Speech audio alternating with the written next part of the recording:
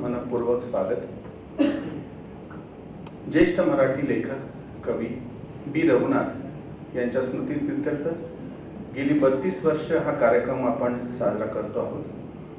Covid प्रोटोकॉलमुळे आणि बंधनामुळे कार्यक्रम मर्यादित स्वरूपात घ्यावा लागतो आहे, त्याची एक खंत आम्ही सुरुवातीलाच व्यक्त करतो।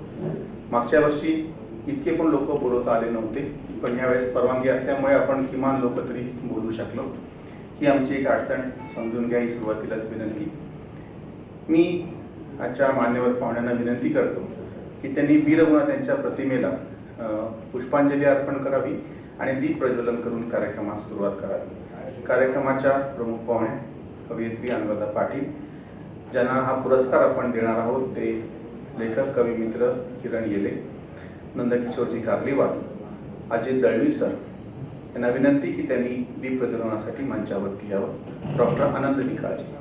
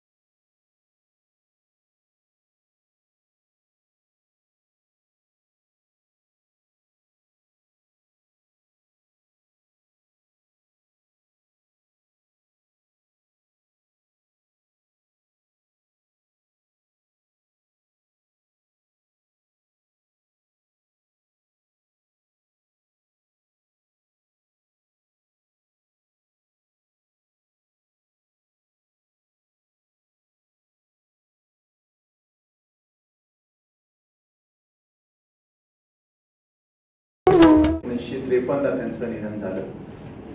त्यांच्या स्मृतीप्रीत्यर्थ गेली 32 वर्ष परिवर्तन आणि नाथ उद्योग समूहाच्या वतीनं नाथ स्मृती संध्या हा एक वेगळा कार्यक्रम आपण या ठिकाणी साजरा होतो। मराठीतील एका मान्यवर लेखकाला बी रघुनाथ यांच्या नावे पुरस्कार पण यावेळी देण्यात येतो। या कार्यक्रमाचं आणि एकूणच उपक्रमाचं प्रास्ताविक करण्याची विनंती परिवर्तनचे प्राध्यापक मोहन फुले यांना मी करतो। प्राध्यापक मोहन फुले। मी बी रघुनाथांच्या स्मृतीला अभिवादन करतो। कथा कादंबरीकार कवी म्हणून बी रघुनाथांचं कार्य आपल्या सर्वांना ज्ञात आहेच। उणापुरं 40 वर्षाचं आयुष्य मिळालेल्या या साहित्यिकाने अजरामर अशी कलाकृती आपल्या साहित्याच्या माध्यमातून मराठी साहित्याला दिलेली आहे।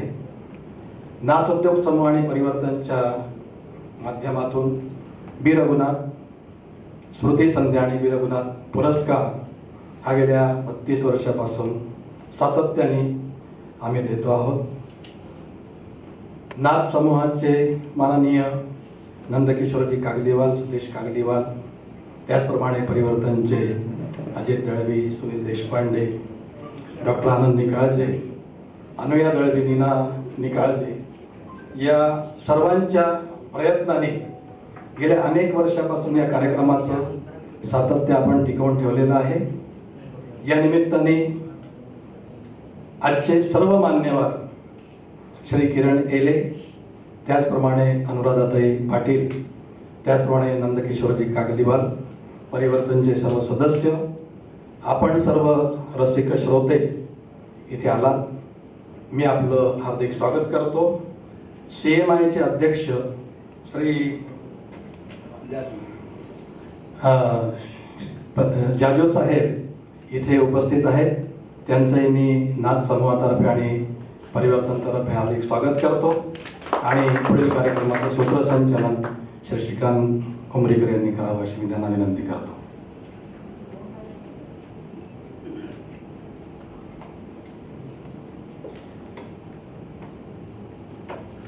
बी रघुनाथ यांचं अतिशय सुंदर असं स्मारक परभणीला त्यांच्या 50व्या स्मृतिदिनाच्या निमित्तानं म्हणजे 7 सप्टेंबर 2002ला ते स्मारक उभारण्यात आलं.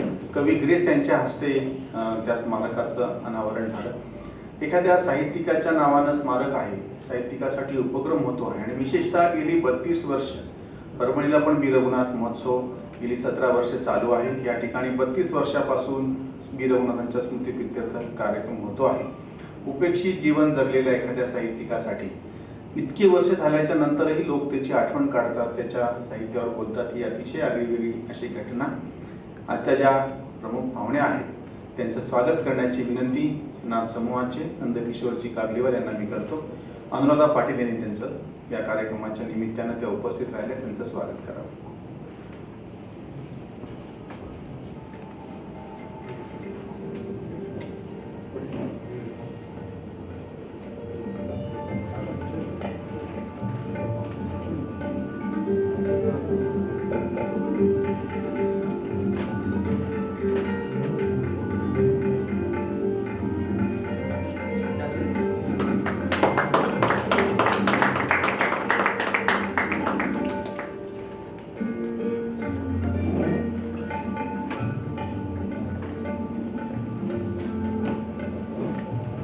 मी नंदकिशोरजींना विनंती करतो की त्यांनी या सर्व आयोजनामागची भूमिका नाथ समूहाची आमच्या समोर आणि एकूणच सांस्कृतिक उपक्रमाची भूमिका आमच्या समोर ठेवा. बी रघुनाथांच्या पावन स्मृतीस अभिवादन करून आजच्या या 32व्या बी रघुनाथ स्मृती संध्या व बी रघुनाथ पुरस्कार वितरण समारोह या सोहळ्यास आपण सर्वांचे मी मनस्वी स्वागत करतो.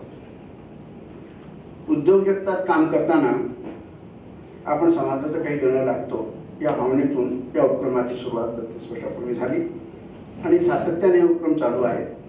या उपक्रमाला परिवर्तन ह्या संस्थेची आणि यशवंतराव चव्हाण प्रतिष्ठान या संस्थेची आम्हाला साथ मिळाली आणि हा आगळा वेगळा असा उपक्रम औरंगाबादला नावारूपाला आला. पण करोनामुळे गेल्या वर्षी सुद्धा अतिशय ज्याला आपण औपचारिक पद्धतीने हा साजरा करण्यात आला. फक्त मला वाटतं 4 किंवा 5 लोक होतो आणि आज 40-50 तरी आपण इथे आहोत. हे मर्यादित स्वरूपात आपण हे साजरा करतो आहोत. आणि आता कोरोनाच्या बाबतीत म्हणायचं असेल तर मला असं वाटतं की गेल्या 100 वर्षात एवढी मोठी त्रासदी ट्रॅजेडी मानवाला कधी मी never had to face that. 1920 मध्ये एक प्लेगची साथ आली होती, आपण वाचलं असेल. आणि त्याच्यात 5 कोटी लोक दगावले त्यावेळेला. त्याच्यानंतर सगळ्यात मोठी त्रासदी म्हणजे 1944 युद्ध, विश्वयुद्ध. त्याच्यानंतर आपण ॲज ह्युमॅनिटी पहिल्यांदा एवढ्या मोठ्या बिकट परिस्थितीला तोंड देतो आहोत. पण ह्या सगळ्या भयानक परिस्थितीमध्ये सुद्धा मला असं वाटतं की काहीतरी आपल्याला शिकायला मिळालेलं आहे. करोनामध्ये जे काही शिकायला मिळालं ते हे की life is very simple, but जगण्याकरता काही विशेष असं काही लागत नाही. It's lifestyle which is expensive. हे शिकायला मिळालं.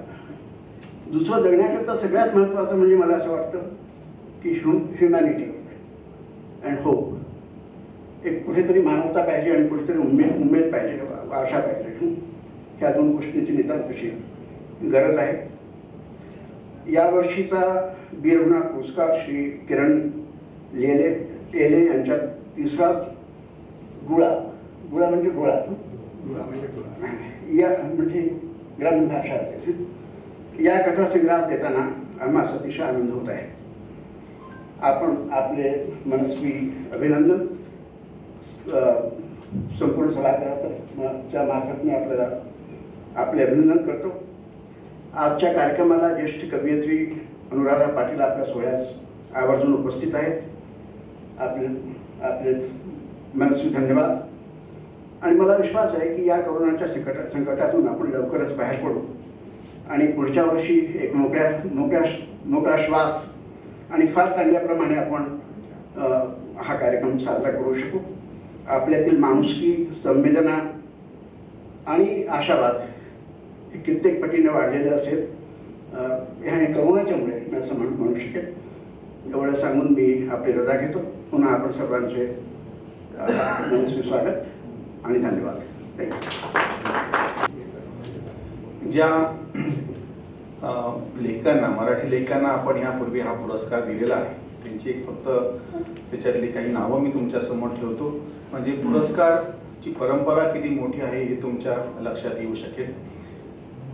भास्कर चंदनशिव, रंगनाथ पठारे, नागनाथ कोतापल्ले, पवन शिंदे, बाबू बिरादार, निरंजन उजगरे, ललिता गाडगे, श्रीकांत देशमुख, भारत सासने, नारायण कुलकर्णी कवठेकर, प्रकाश देशपांडे केजकर, बबुरवान रुद्रकंठावार, राजकुमार तांगडे, रमेश इंगळे उतरातकर, लमकडू, सुहास बोलकर, नितीन रिंडे, रेखा बैजल आणि बालाजी सुतार यांना यापूर्वी हा बी रघुनाथ पुरस्कार आपण दिलेला आहे. आज ज्यांना आपण हा पुरस्कार देत आहोत, किरण येले हे कवी, कथाकार, पटकथाकार आणि नाटककार म्हणून प्रसिद्ध आहेत. त्यांचा यापूर्वी जो आताचा कथासंग्रह आहे तिसरा डोळा, आणि त्यापूर्वी त्यांचा जो कथासंग्रह प्रसिद्ध झालेला होता मोराची बायको, आणि त्यांच्या ज्या 2 कविता संग्रह प्रकाशित झालेले आहेत, चौथ्यांच्या कविता आणि बाईच्या कविता, तसेच काही नाटकं. प्लॅटफॉर्म क्रमांक नंबर 9 हे नाटक त्यांचं प्रकाशित आहे. एक चाल सोंगटीची, चित्ता व 15 ऑगस्ट या चित्रपटांसाठी त्यांनी कथालेखन, पटकथा लेखन केलेलं आहे. शुभम करोती, मन उधाण वाऱ्याचे, लक्ष, अस्मिता, सावित्र ज्योती, नवे लक्ष आदी मालिकांसाठी पण त्यांनी लेखन योगदान दिलेलं आहे. या कथासंग्रहाची निवड करत असताना निवड समितीच्या वतीनं 2 गोष्टी आम्ही समोर ठेवलेल्या होत्या. एकतर तुलनेनं नवीन लिहिणारे जे लेखक आहेत, जे वेगवेगळे विषय आणि वेगवेगळे कथा प्रकार हाताळतात, त्यांची दखल घेतली जावी. आणि दुसरी गोष्ट म्हणजे अजूनही ज्यांना असं वाटतं प्रामाणिकपणे की शब्द हेच आपलं साधन आहे आणि शब्दातूनच आपण व्यक्त होणार आहोत, अशी ज्या लेखकांची निष्ठा आहे, की ज्या सृजनशील लोकांची निष्ठा आहे, यांची आपण दखल घ्यावी. सुप्रसिद्ध कवयित्री अनुराधा पाटील आणि बाकी मान्यवरांना मी विनंती करतो की ह्या वर्षीचा बी रघुनाथ पुरस्कार किरण येले यांना प्रदान करण्यात यावा.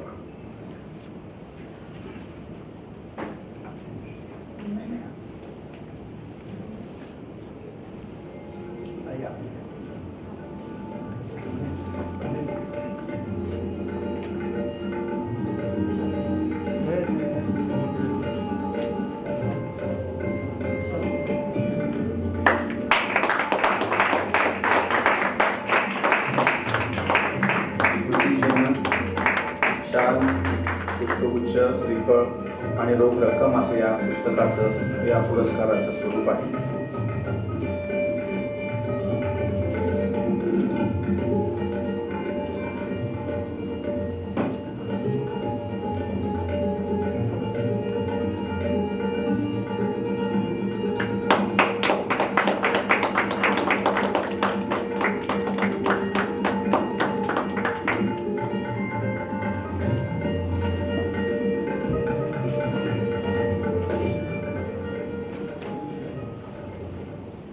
फार औपचारिकता न बाळगता हा आमचा उमदा कवी मित्र लेखक मित्र किरण येले याला मी विनंती करतो की त्यांनी या सत्कारानिमित्तानं आपलं मनोगत व्यक्त करावं. सत्काराला उत्तर द्यावं.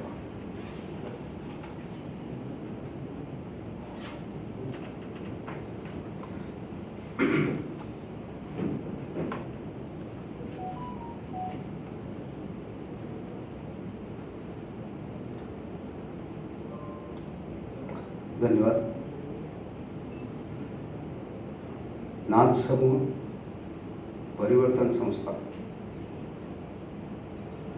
आणि उपस्थित सन्माननीय व्यासपीठ कवयित्री अनुराधाताई पाटील, अजित दळवी साहेब, जाजू साहेब, चेंबर ऑफ कॉमर्सचे अध्यक्ष,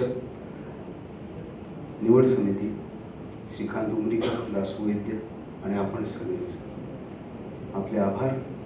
उपस्थितांचे मनपूर्वक आभार की हा इतका मोठा सन्मान आपण मला देत आहात. 32 वर्ष एखादी संस्था चालवत राहणे किंवा संस्थेचं रुजवणं सोपं असतं, संस्था सुरू करणे सोपी असते, पण ती 32 वर्ष निष्ठेने चालू ठेवणे आणि त्यांचा प्रचार प्रसार आणि उंची, वैचारिक आणि अधिष्ठान सगळं इतक्या उंचीवर दर वर्ष दर मजल देत राहणं हे कठीण काम असतं. आणि हे सगळं आपण सगळे करत आहात. नाथ समूह करत, परिवर्तन संस्था करत आहे, आपण सगळे करत आहात आणि त्याबद्दल आपले अभिनंदन. आणि किती करावं कौतुक तेवढं थोडंच आहे. हा पुरस्कार मला मिळाला त्याचा विशेष आनंद यासाठी होते की बी रघुनाथ पुरस्काराची एक वेगळी ओळख आज महाराष्ट्रात आहे. या पुरस्काराचं महत्त्व यासाठी आहे की या पुरस्कारासाठी पुस्तके मागवली नाही जात नाहीत. ती परस्पर त्याचा अभ्यास करून वर्षभरातली पुस्तके जेवढी आहेत त्यामधली पुस्तकांचं परीक्षण करून मग त्यातून निवडली जाते. आणि त्यासाठी एक काही वैचारिक गोष्टी, काही गोष्टींचं मूलभूत निरीक्षण केलं जातं आणि ते इतक्या गांभीर्याने केले जातं की हा पुरस्कार आपल्याला मिळावा अशी सगळ्या साहित्यिकांची इच्छा असते. हा पुरस्कार मला जाणीव आहे की हा पुरस्कार किरण येलेला नाही, या संग्रहातील हारूनला आहे, या संग्रहातील जावेदला आहे, या संग्रहातील इस्साकला आहे, या संग्रहातील जावळेला आहे, मशीन ऑपरेटर जावळेला आहे, या संग्रहातील भिकारी तनकुला आहे.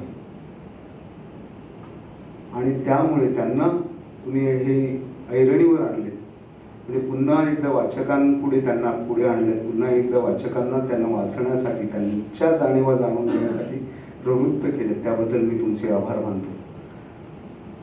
दुसरी आनंदाची गोष्ट यासाठी आहे की बी रघुनाथांचे मी फार सुटे वाचले होते. या निमित्ताने मी पुन्हा बी रघुनाथ एकदा वाचले आणि माझ्या हाती मी श्याम पुस्तकं लागली नाहीत म्हणून मी श्याम जोशींकडे गेलो. आमच्याकडे बदलापूरला ग्रंथसखा आहे, तुम्हाला सगळ्यांना कल्पना असेल. आणि त्यांनी मला एक पुस्तक दिलं जे इंद्रजित भालेराव आणि श्रीकांत उमरीकर यांनी संपादित केले आहे. त्यांनी विशेष सांगितलं की तू पुस्तकं वाच किंवा नको वाचू, हे पुस्तक वाच. आणि ते पुस्तक वाचल्यानंतर मला त्यांचं सगळं आयुष्य आणि त्यांच्या सगळे आंतरिक संदर्भ जाणीव ह्या लक्षात यायला लागला आणि कवितांचे एक वेगवेगळे अर्थ लागू लागले, कथांचे वेगळे अर्थ लागू लागले. मद कणगलेकर, हातकणंगलेकर त्यांच्या एका ठिकाणी म्हणतात की या कथा लेखकाची मंटो बरोबर सोबत असावी. आणि हे वाक्य मी ज्या कथा वाचत होतो त्यातले तुकडे तुकडे वाचत होतो. माझा मित्र सुधीर शिंदे आणि आम्ही रात्रभर चर्चा करत होतो. तेव्हा ते मला जाणवत होतं आणि एका क्षणी ते वाक्य मला दिसलं आणि मला वाटलं की किती आपण बरोबरीचा विचार करतोय, की मंटोसारखंच मला जाणवत होतं की 1943-40च्या दशकामध्ये हा माणूस असं लिहित होता की ती त्या कथांची भाषा नव्हती, त्या काळच्या कथांची भाषा नव्हती, त्या कथांचे विषय ते नव्हते. म्हणजे वेश्या किंवा फकीर, टांगेवाले, गडी हे त्या काळच्या वेश्यांचे विषय, कथांचे विषय नव्हते. हे यांना बी रघुनाथांनी या कथांमध्ये आपल्या विषय केले, त्यांचे नायक ते बनवले आणि त्यांच्या कथांमधून ते सगळे एक एक एक एक उजागर होत होते. त्यांची भाषा पण वेगळी होती. म्हणजे भाषेमध्ये मला वाटवलं की एक उदाहरण काही देता येतील मला, की ते एका ठिकाणी म्हणतात, शिव्यांनीच सुरुवात होईल आणि शेवट होईल आणि असंस्कृत हृदयवेदित उच्चता हाच ज्याचा अर्थ असेल असे एक वाक्य पोलिसांना उच्चारताच म्हातारा दचकून मागे सरकला. म्हणजे इतकं खोचकपणे त्यांनी सांगितलेलं आहे की थेट न सांगता मला आठवतं की पूर्वी, मला अजूनही वाटतं की पूर्वीच्या ज्या कथा होत्या त्या दशकातल्या, म्हणजे अगदी 60, 70, 80 पर्यंतच्या कथा होत्या, त्या खूप विचार प्रवण होत्या. म्हणजे त्यातला नायक, तुम्ही अजूनही वाचाल तर नायक नायिका ह्या विचार करतच राहतात. म्हणजे ती कथानायिका असते, ती जीवन करताना विचार करते किंवा चालताना रस्त्यातून ती पाहते आणि तिला वाटलं, म्हणजे असं लेखक लिहितात की ती चालताना तिला वाटलं, तिने सूर्याचं वर डोळं पाहिलं आणि तिला वाटलं लाल भडक कोणतरी सफरचंद किंवा एक आगीचा गोळा आपल्या डोक्यावर तळपत आहे. असं नाही होत. असा विचार करताना आपण नाही होत. पण आपण खूप वेगळ्या टेन्शनमध्ये असतो आणि त्या तणावात वावरताना असं नाही आपण विचार करतो. आपण घडलेल्या गोष्टींचा आपण विचार करत असतो आणि नेमकं उलट साहित्यामध्ये प्रतिबिंबित होतं. तर साहित्यामधील जे कथालेखक लिहित होते ते कथांचे नायक खूप लेखकी दृष्टीने वावरत होते, लेखकी दृष्टीने विचार करत होते आणि नेमकं त्याच्या उलट मला विविध उदाहरणांचं सगळं साहित्य वाटलं. त्याच्यामध्ये ते सगळे जे कथाविषय होते तिथं तुमच्या आमच्या आत्ताच्या जगण्यातले होतेच, पण त्यातला प्रत्येक कथानायक किंवा कुठलाही आसपासचं पात्र जे होतं ते रिअलिस्टिक लेवलवर वास्तववादी विचार करत होतं, वास्तववादी त्याचं वागणं होतं, जे मला वाटतं मंटूच्याच होतं, जे मला वाटतं मंटूचंही होतं. आणि त्या काळची संस्थान, त्या संस्थानांची सगळी कोणतीही परिणाम न बाळगता हा माणूस लिहिताना मला आश्चर्य वाटतं. 30च्या काळामध्ये हा माणूस इतकं बोल्ड आणि इतकं थेट कसं लिहू शकत होतं. जे मंटूने लिहिलं तेच मला एका ठिकाणी वाटलं की त्याने लिहिले की मी धटिंगण लेखक आहे. म्हणजे एवढी त्यांच्यामध्ये एवढा आत्मविश्वास होता की जे होईल त्याला सामोरं जाण्याची त्यांची तयारी होती. आणि म्हणूनच ते म्हणतात मी नुसता लेखक नाही, मी धटिंगण लेखक आहे. आणि जो आत्मविश्वास, जी तडप मंटूमध्ये होती, तो म्हणाला की मेरे अफसानों को अगर बर्दाश्त आप बर्दाश्त नहीं करते तो ये जमाना ना के लिए बर्दाश्त है, मेरे अफसाने नाही. तेच अगदी तेच बी रघुनाथांनी लिहिले. त्यांचं एक एक कॅरेक्टर. आणि किती समांतर वाटते की मंटो पण स्क्रीन प्ले रायटर होता आणि यांच्या कथा मी एक उतारा काढलाय, तो वाचून दाखवतो की त्याच्यामध्ये कसं कट्टू होतं. म्हणजे हत्याकांडांचे 3 सर्ग अशी कथा आहे. तर आम्ही सुधीर आणि आम्ही चर्चा करणार, म्हटलं यार हे स्क्रीन प्ले आहे, हा पटकथा आहे. हा माणूस तिथे परभणीच्या कुठल्या तरी एका कोपऱ्यात सातोना गावात राहतो. 15 ऑगस्ट 1913 जन्मलेला माणूस त्याच्या 20व्या-30व्या वर्षी स्क्रीन प्ले लिहितो, न काही माहीत असताना ती कथा डोळ्यासमोर उभी राहते. म्हणजे एक मिरवणूक चाललेली आहे आणि त्यामध्ये जी भीतीची आहे एक भीतीची एक लहर आतमध्ये त्या मिरवणुकीत येते आहे, हा तिथे जाणीव करून देतो. आणि कट्टू इथे लिहितो की प्रतिकाराची तीच मुखी असहायता दर्शवणारी क्रिया तिचीच नव्हे तर आसपासच्या काही खेड्यातील हताशा आणि हतदशा दाखवत होती. ही मिरवणुकीतील अवस्था कट्टू तो म्हणतो हा 32 रेडिओ आहे, हा 32 रेडिओ आहे किंवा अशा घोषणा देणारा 32 गडच्या आकारात 32 अशा घोषणा देणारं वाक्य 32 गडच्या आकाशात घोंगावू लागलं. म्हणजे ही आकाशवाणी होते, आकाशवाणीवर रेडिओवर कोणीतरी बोलतंय असं न सांगतात कट टू तो प्रसंग किती घडला. इथे लिहितो की हा 32 गड रेडिओ आहे अशी घोषणा देणारं वाक्य 32 गडच्या आकाशात घोंगावू लागलं. आणि इथून वेगळा सीन सुरू होतो. म्हणजे हे इतकं वेगळं पण जे आहे, पण वेगळे पण म्हणजे त्या काळच्या मराठी कथा साहित्यातलं, कथा लेखकातलं आणि बी रघुनाथांचं वेगळे पण त्याचबरोबर ते मंटूच्या बरोबरीने जाणार.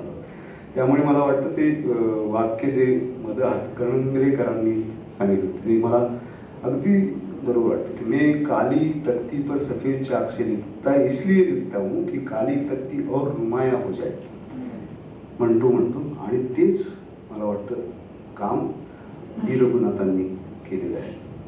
आणि महत्वाचं काय आहे की एक अरिस्टॉटलचं वाक्य आहे की लिटरेचर इज मोर इम्पॉर्टंट वर्दी दॅन हिस्ट्री. म्हणजे इतिहासापेक्षा लिटरेचर, साहित्य हे खूप महत्वाचं काम आहे. कारण ते त्या काळातील तुमच्या जाणीवा दाखवतं. इतिहास ह्या घटना दाखवतात. इतिहासामध्ये घटना दाखवल्या जातात. इतिहास लिहिताना घटनाची नोंद होते, पण साहित्यामध्ये त्या घटनांचे आंतरिक संदर्भ आणि त्यातून आलेल्या जाणीवांची नोंद होते. ही नोंद कुठेही होऊ शकत नाही. त्या काळातील तुम्ही लिटरेचर पाहाल तर त्या काळातील म्हणजे आता सर बी रघुनाथांचं जर आपण साहित्य वाचलं तर त्या काळात त्या 30मध्ये लोकांच्या मनात काय चालत होतं हे दिसेल आपल्याला. हिस्ट्रीमध्ये आपल्याला संस्थानांचं काय झालं, त्यावेळी काय होतं, रजाकार काय होते, काय चालू होतं हे दिसेल, पण लोकांच्या मनात काय चालू होतं हे दिसेल. त्यांच्या कवितांमधून पण ते येतात आणि ते त्यांनी तेवढ्या निष्ठेने करत होतं. म्हणजे रॉबर्ट फ्रॉस्ट म्हणतो की to be a poet is condition, to be a poet is condition not profession. या माणसाने प्रोफेशन नाही म्हणे आणि म्हणून तो उपेक्षित राहिला. म्हणजे आज मुंबई पुण्यातले जे तेव्हाचे लेखक, कथाकार, पण त्यांच्या तुलनेत आज मी पाहतो तेव्हा बी रघुनाथ हे खूप उंचीवर गेलेलं वाक्य वाटतं. थोडंसं आपण उपेक्षित केलं. आपल्याकडे जी पद्धत आहे कुठेतरी चांगल्या लोकांना, आणि हेच कायम होत राहिलं. म्हणजे आपल्याकडे एक जर्मन इतिहासकाराचं वाक्य आहे की इतिहासापासून आपण हेच शिकतो की इतिहासापासून आपण काहीच शिकत नाही. तर हे सगळं आजपर्यंत झालेलं आहे. आता ह्याच्यातून आपण काही शिकण्यासाठी आपण जे करतोय, आपण लिहितो आहोत, आपण वाचतो आहोत, किंवा अशा संस्था नाथसमूह किंवा आणि परिवर्तन आणि शिखा नोंदीकर, दासू जालू सर आणि तुम्ही सगळे जे करता ते आपण काहीतरी कुठेतरी बदलण्यासाठी हे सुरू आहे. आपले प्रयत्न सुरू आहे. त्यामुळेच हे प्रयत्न करतायत यांच्या वेडेपणाला सला. म्हणजे काय मला वाटतं की हे 32 वर्ष हे इतके वेडे लोक आहेत की 32 वर्षातला एक मोठा वेडा निवडलाय. हो, म्हणजे असं E.L. डोटोराव नावाचा लेखक लिहितो की writing is socially accepted form of schizophrenia. Writing is socially accepted form of schizophrenia. आणि तिथे सिग्मंड फ्राइड म्हणतो की तुमच्या मेंदूत थोडीशी ॲबनॉर्मॅलिटी असल्याशिवाय तुम्ही लिहू शकत नाही. त्यामुळे लिहिणारे हे लोक वेळेच असतात. म्हणजे अनुराधाताई पण थोड्याशा सॉरी किंवा जास्त आम्ही त्यांना गुरु मानतो.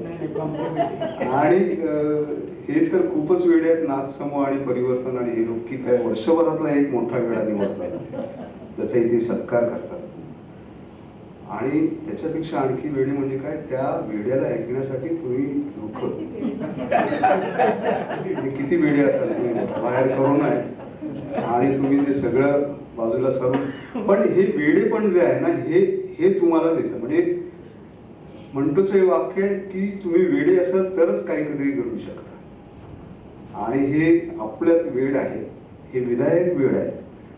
म्हणून हे सगळं म्हणजे प्लॅटोने सांगितलंय की ज्या दिवशी तुमच्यातले संवेदना मरेल, तुमच्यातलं जाणीवा मरेल आणि फुलपाखरू मरेल, त्या दिवशी माणूस मरेल. माणूस मरेल का म्हणजे काय, तुमच्यातल्या जाणीवा संपतील, तुमच्यातला देव मरेल, तुमच्यातला राक्षस जागा होईल. तर हा माणूस संपू नये म्हणून हे वेळ तुम्ही घेतलाय. 32 वर्ष तुम्ही एक वेळ देऊन त्यासाठी त्या वेळासाठी तुम्हाला सलाम आहे. आणि हेच वेळ आत्ताच आपला गुरु, आपला कवी मित्र किंवा कवी मित्र नाही, कथा मित्र जयंत पवार, त्याचं ते सगळं हे वेळच आहे. म्हणजे हे सगळे आपण सगळे काय होतं की विरोधातले हे सगळे लोक आहेत. म्हणजे प्रस्थापित व्यवस्था शोषकांच्या बाजूने उभं राहणं, त्या विरोधात उभं राहणं हे यांचं वेळ आहे, हे तुमचं वेळ आहे. आणि त्यांना बोलून म्हणून तुम्ही आता तुम्ही नावं एक नजर नावांवर पाहिली तर हे सगळं तुम्ही एका निष्ठेने केलेलं आहे, कुठल्या तरी एका विचारधारेला केलेलं आहे. म्हणजे ती विचारधारा राजकीय पक्षाची नाही म्हणत मी, ती विचारधारा आहे शोषिकांच्या बाजूची, शोषितांच्या बाजूची आहे, दलितांच्या बाजूची आहे, पिचलेल्यांच्या बाजूची आहे. आणि त्या तुमच्या भूमिकेला, त्या तुमच्या अधिष्ठानाला माझा खूप खूप सलाम आहे. एक मोठी, मी इथे बोलायचं तेव्हा मला खूप टेन्शन होतं की काय बोलू, एक मोठी टीम इथे सगळी औरंगाबादची असते. कौतिकराव ढाले पाटील असतील, दादा गोरे असतील, आसाराम लोमटे आहे, दासू वैद्य, शिखा नोंदीकर, अनुराधाताई पाटील आहेत, अजित दळवी आहेत, तिथे प्रशांत दळवी वगैरे. काय बोलू का या लोकांसमोर मी? पण मी म्हटलं की जे आहे ते मनातून आतमधून बोलेल कितपत आवडेल मला माहीत नाही, काय असेल ते. पण जे आहे ते आणि मला आनंद वाटतो की बी रघुनाथांच्या नावाचा पुरस्कार मिळाला. याचा विशेष आनंद आहे की मला वाटतं की मला त्यांच्या रस्त्यावर जायचं, मला त्यांचं लिहायचं आहे, त्यांच्यासारखं मी कुठेतरी लिहितोय याची पावती आहे. म्हणजे त्यांचं एक वाक्य आहे ते सुंदरी, म्हणजे काय असतात, माझ्या मोराच्या बायकोला खूप जणांनी म्हटलं की त्यात काही अश्लील लिहितात. म्हटलं तसं अश्लील नाही आहे ते. म्हणजे होतं काय की तुमच्या तर जगण्याचा एक पार्ट आहे, 100% भागामधला एक 10% पार्ट आहे. आणि त्या अनुषंगाने जे वैवाहिक जीवनात होतात, विसंवाद होतात, त्याच्या त्या कथा आहेत. आणि मला वाटतं मंटोनी हेच दाखवलं, म्हणजे बी रघुनाथांनी हेच दाखवलं. त्यांची भाषा काय होती की एक सुंदरीच्या नवथर जवानीचा वळसा दिसावा म्हणून तिच्या घरासमोर वर्दळीचा खड पडत नव्हता. किती नजाकत आहे बघा या वाक्यामध्ये. सिंपल वाक्य आहे की सुंदरीच्या नवथर जवानीचा वळसा दिसावा म्हणून तिच्या घरासमोर वर्दळीला खड पडत नव्हता. भाषेचे सौंदर्य अबाधित राखून ज्या काही शरीर संवेदना आहेत त्याच्या वर्णन आहेत इतक्या नजकतीने केलेलं मी हा पहिला लेखक मराठीत पाहतोय. तर त्यामुळे या सगळ्यांना त्यांच्या सगळ्या भाषेला सलाम करताना मला अभिमान वाटते की मला त्यातून मी अरविंद गोखलेंनी म्हणाले की हळवा ध्येयवाद आणि फसवा बोधवाद. किती सुंदर त्यांनी एका वाक्यात त्यांनी हे केले की हळवा ध्येयवाद आणि फसवा बोधवाद टाळून अंतर्मुख करणाऱ्या कथा लिहिणारा हा कथा लेखक. आणि ते 1940च्या काळचा हा माणूस होता. त्यामुळे या सगळ्या याचा मला खूप मनापासून अभिमान वाटतो की बी रघुनाथांचा. आणि या सगळ्या म्हणजे हे माझे खरं तर दिग्गज लोक आहेत. त्यांचं कविता वाचायला अजित दळवी असतील किंवा दासू वैद्य असतील, शिखा नोंदीकर असतील, यांच्या सगळ्या कविता मी अभ्यासात वाचत सगळ्या पुढे आसाराम लोमटे असेल. तर या सगळ्या कविता, त्यांच्या कथा, सगळ्या त्यांच्याबरोबर त्यांच्या गप्पा गोष्टी ऐकत आमची काही जी जडणघडण झाली ती खरं तर त्यामुळे झालेली आहे. आणि पुन्हा एकदा मी वेगळ्या विषयावर होतो की आज ही भूमी आहे ती ज्ञानेश्वरांची भूमी आहे आणि तुकारामांची भूमी, नामदेवांची भूमी आहे. की मला खूप प्रश्न जेव्हा असं पडतो की हे या लेखकांना कुठल्या तुलनेत काय मला असं वाटतं की हे सगळे जे वारसा घेऊन आले की ज्ञानेश्वरांचा वारसा घेऊन आले, तुकारामांचा वारसा घेऊन आले, त्यामुळेच ते थेट होतात. मग म्हणतो असो त्याला ज्ञानेश्वर माहीत नसेल किंवा असेल, माहीत नाही पण नसेल, पण त्याचा जो वारसा आहे, त्याची भूमिका आहे ती म्हणजे ज्ञानेश्वरांनी, मला असं वाटतं की ज्ञानेश्वरांनी गीताच का लिहिली. म्हणजे ज्ञानेश्वर हे संत होते. म्हणजे संत काय उपदेश करतात की प्रेम जगभर पसरवण्याचा उपदेश करतात. आणि याच्या उलट गीता आहे. गीता म्हणजे काय, कृष्णाने अर्जुनाला सांगितलं की उठ, हत्यार घे आणि लढ समोरच्या सोबत.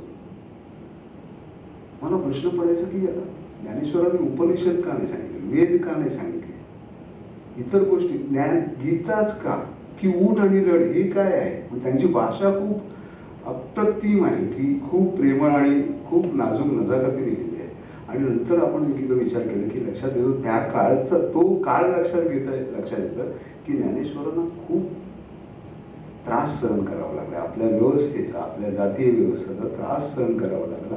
आणि त्यातून त्यांनी जे तावून सुरुवातून आल्या आणि त्यातून लक्षात आलं की त्यांना की आपल्याला जर हा समाजात बदल घडवून आणायचा असेल तर आपल्याच लोकांबरोबर लढावं लागेल. हे त्यांच्या निवृत्तानंतर लक्षात आलं आणि नंतर त्यांच्या लक्षात आलं की हे उठायला हत्यार घ्यावं लागेल. हे त्यांनी ही जी गीता सांगितली ती सामान्य लोकांना सांगितली की उठ, हत्यार घे. हत्यार म्हणजे ते भौतिक किंवा या सगळ्या हत्यार नाही आहेत, तर ती भाषेचा हत्यार घे, विचारांचा हत्यार घे आणि ताठपणे उभा राहा, अभिमानाने उभा राहा. हा सगळा जो मान खाली घालून जगण्याचा जो भूमिका आहे ती सोडून दे आणि मग ताठपणाने उभे राहा.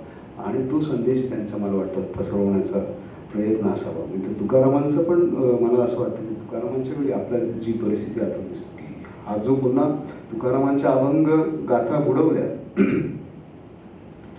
मला असं वाटतं मी खूप संत साहित्य वाचलं पण मला त्या विरोधात निषेधाची एक पण वेळ ओळ कुठे संत साहित्यात सापडली नाही.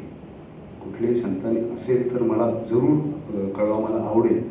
संत साहित्यात कुठेही त्या अभंग त्या घटनेची निषेध ओळ कुठल्याही संतांच्या साहित्यात मला आढळली नाही. मला असं वाटतं की त्या वर्षी जर जी अभंग बुडवली ते 11 दिवस उपवास केला होता त्यांनी, म्हणजे ते उपवास नव्हता तो की अन्नपाणी वर्ज केलं होतं. पण त्या काळात तिथे आसपास कुणीही होते, संत वगैरे होते, मला अजूनही कळलं नाही, अजूनही ते त्याची बाबत माहिती मिळालेली नाही. मला एक विचार असा येतो की त्या काळात जर त्या वर्षी पंढरीला जाण्याऐवजी सगळे वारकरी जर देहूला अंबाजीच्या घरासमोर उभे राहिले असते तर इतक्या वर्षात त्यानंतर कुठल्याही लेखक साहित्यावर असा दबाव आला नसता. तर आपण कुठेतरी हे कमी पडतोय. जे मंटोनी केलं, जे तुकारामाने केलं, जे बी रघुनाथाने केलं ते मला वाटतं माझी जबाबदारी आहे आणि ती जबाबदारी या पुरस्काराने वाढवली आणि ती जबाबदारी मी कायम लक्षात ठेवेन. इतकं सांगून शेवटचे ज्ञानेश्वरांचे बोल सांगतो की हे अमृताचे गोड, हे अमृताचे गोड तुम्हीची लाविलेची झाडं, हे अमृताचे गोड तुम्हीची लाविलेची झाडं, आता अवधान मूर्तीवर शिंपुनी की, आता अवधान मूर्तीवर शिंपुनी.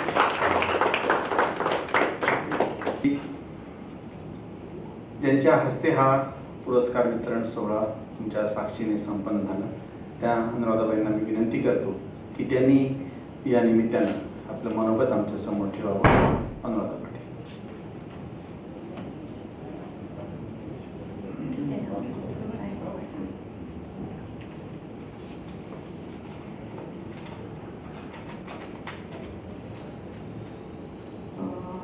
नमस्कार.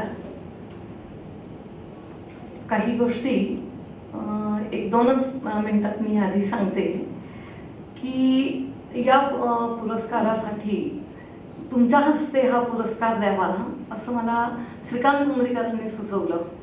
साधारणपणे मला जे ओळखतात औरंगाबादमधले सगळे कवी लेखक अगदी श्रीकांत पुंडरीकरांसकट सगळ्यांना माहिती आहे की मी जात नाही आणि भाषण तर अजिबातच करत नाही. पण झालं काय की मुंद्रीकरांची एक सवय आहे, त्यांना आपण काय म्हणतो ते ऐकतच नाही, ते काय म्हणतात एवढंच त्यांना माहित असतं.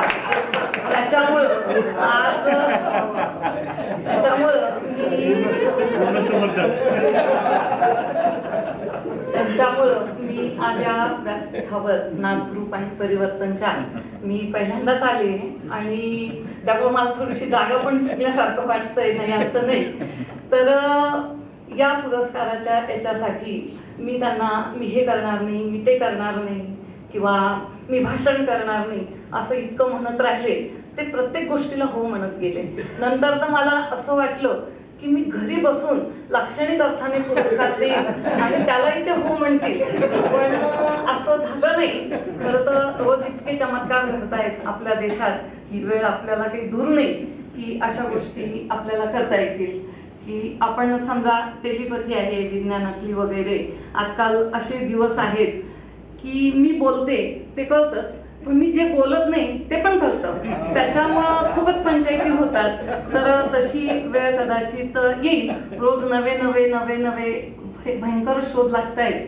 एक मागच्या वेळेस माझी बहीण मला असं म्हणाली की असं का असू शकत नाही, जर रामायणात असं म्हटलेलंच आहे की त्या काळात विमानं होती तर असायलाच पाहिजे, तर ती आताही असू शकतात आणि आपण तिथूनच हे सगळं पुढे शिकलो असू.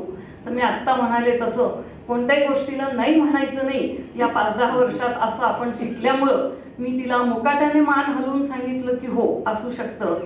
आणि ही जी रामायण काळातली एअरलाईन आहे पुष्पक, ही जर तुम्ही सुरू केली, आता विमानाने प्रवास करण्याची माझी ऐपत नाही रोज, पण मी कधीतरी का होईना जेव्हा प्रवास करीन तेव्हा पुष्पक एअरलाईनने प्रवास करीन असं मी तिला आश्वासन दिलं. असं झाल्यामुळं आज मी इथं आहे. मी सर्वप्रथम श्री किरण एले यांचं मनपूर्वक अभिनंदन करते. किरण एले यांना मी कवी म्हणून ओळखते. त्यांच्या काही कथा मी हौस अनुष्टुपमधून वाचलेल्या होत्या, मात्र कथाकार म्हणून मला त्यांची नीट ओळख नव्हती.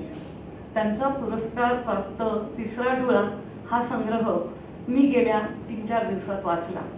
त्यांचं मनोगत आणि कथा वाचल्यावर मला मधून मधून भाऊ पाध्ये आणि नुकतेच कालवश झालेले श्री जयंत पवार यांची वेगवेगळ्या ठिकाणी वेगवेगळ्या कारणांनी आठवण झाली. कोणत्याही पिढीत चांगले, गंभीर आणि समकालाला कवेत घेणारे लेखक, कवी मोजकेच असतात. त्यातही एकाच वेळी कथा, कविता, नाटक किंवा इतर आणखी काही लिहिणारे तर खूपच कमी असतात. किरण येले यांचं नाव त्यात सहज ठेवता येतं. आज अनेक माध्यमातून असंख्य गोष्टींसारखंच साहित्य हाताळलं जातं. एकूणच गंभीरपणाचा अभाव असल्यानं त्याला काही मोल नसतं. एक प्रकारचा सवंग सोपेपणा या सर्वच माध्यमातून वेगवेगळ्या गोंडस नावांनी धुमाकूळ घालत असतो. वाङ्मयाच्या कुठल्याही प्रकारात आपल्याला व्यक्त होता येतं. त्यातलं गांभीर्य आणि दर्जा बिर्जा ह्या गोष्टी बिनमहत्वाच्या आहेत असंच बहुतेकांना वाटतं. निकृष्ट गोष्टींचीही वेगवेगळ्या कारणांनी सर्वच पातळ्यांवर भलावण चालू असते. पूर्वग्रह, फायदे, तोटे, आपले, तुपले, सोय, व्यवहार अशा अनेक गोष्टी त्यात काम करतात. पुन्हा फेसबुक किंवा तत्सम माध्यम 4 ओळी लिहिल्या की तुम्हाला महान बनवून टाकतात. त्यामुळे प्रचंड कचरा तर निर्माण होतोच, पण ही निव्वळ कुपोषित अशी साखळी सगळ्यांचंच अपरिमित नुकसान करते. शिवाय एखादी गोष्ट सतत लोकांच्या समोर ठेवली की तिला आपोआप मूल्य प्राप्त होतं हे जाहिरातीचं तत्व राबवल्यानं सुमारांची सद्दी सगळीकडेच दिसते. दुसरी गोष्ट म्हणजे आधुनिकतेच्या नावाखाली अनेक लेखक, कवी ताणतणावाच्या, शारीरिक मानसिक संघर्षाच्या पातळीवर आणि लिंगाधारित प्रश्नांच्या मुद्द्यावर लिहिताना वास्तवाच्या आणि बोल्डपणाच्या नावाखाली खूपदा अनावश्यक असं अभिरुचीहीन लेखन करतात. मोठ्या प्रमाणावर इंग्रजी वापरणं, त्या प्रकारातल्या संज्ञा मुद्दाम टाकणं, यामुळे आपण वैश्विक होतो असाही गैरसमज मोठ्या प्रमाणात आढळून येतो. या सर्व उठाठेवीत लिखाणातून माणूस तेवढा बिनमहत्वाचा ठरून गायब झालेला दिसतो. अशा अराजकाच्या काळात एक व्यक्ती म्हणून, वाचक म्हणून आजच्या वाङ्मय व्यवहाराबद्दल व्यथित करणारे काही प्रश्न आपल्याला पडत असले तरी त्याबरोबरच त्या काळात बोटावर मोजता येतील अशी काही नावं आठवताना काहीसा दिलासाही मिळतो हे आवर्जून सांगितलं पाहिजे.